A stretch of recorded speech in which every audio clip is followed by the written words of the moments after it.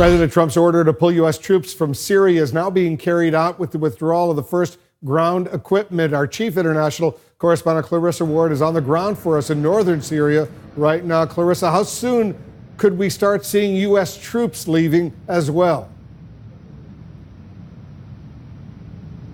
Well, that's $1 million question, Wolf. I mean, we've been driving around this part of northeastern Syria for the last couple of days. We have seen a number of U.S. military convoys potentially carrying some of that military hardware that we're hearing from the U.S. military. They are starting to pull out. But, Wolf, this is going to be a big operation. It is not going to happen overnight. There are at least 7 substantially sized U.S. bases here, many more smaller bases, at least 2,000 troops. And Wolf, the U.S. military is saying they're actually going to have to bring in U.S. troops in order to help facilitate the move out of here. So this is going to take quite some time, unclear as of now as to when they will start moving U.S. troops out, but probably we won't know exactly when that does begin for, of course, very real security concerns. But at the moment, as you said, we do know the withdrawal, in essence, has begun with the beginnings, moving that military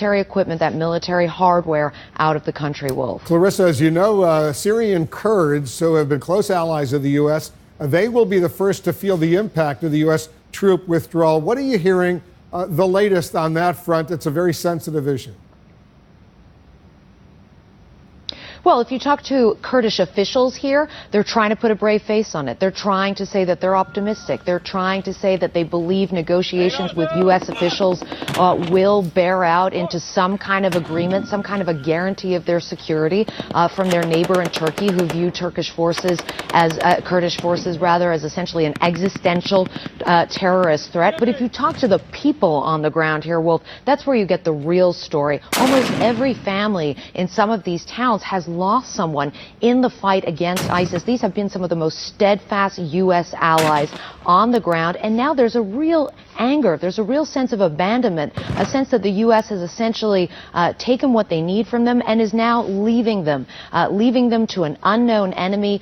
In Turkey, there are fears of a bloodbath, also fears of a potential resurgence of ISIS. And then the $1 million question becomes, well, what happens to the areas that the U.S. officials or the U.S. military is pulling back from? Could we see the regime coming back into these areas, taking control of the vacuum with potentially Iran and their Iran-backed forces? A lot of questions, and for people here on the ground, Wolf, huge amounts of anxiety, concern, and as I said, that feeling of abandonment, Wolf.